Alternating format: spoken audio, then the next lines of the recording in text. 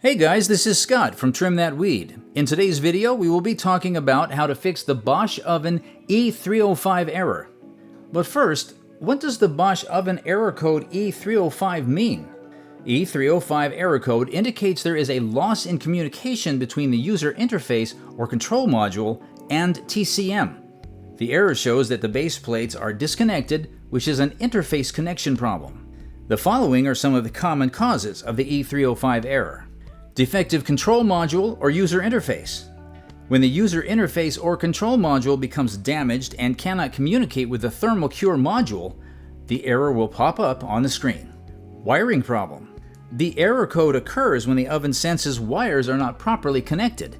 The wires may have gotten loose or have gotten damaged.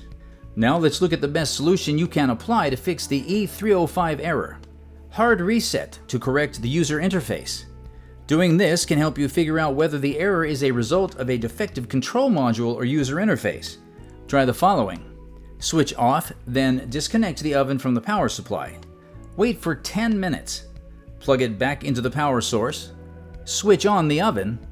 Observe if the problem persists. If the error does not clear, you will need to switch off your oven for 24 hours to see if there will be any change. Fix any loose wiring. If you find that the defective user interface or control module was not the problem, try fixing your wiring. Do this. Remove your machine from the power source. Take your oven apart using a screwdriver. Check for any loose connections and reattach the wires. Replace any broken or damaged wires with new ones.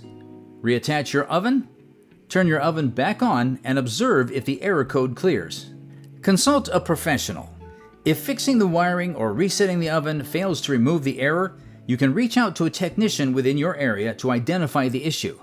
The local professional will come and check on the problem, test for damages, and finally do away with the error code. He will also point out what you should not do so that the error does not recur. Thanks for watching.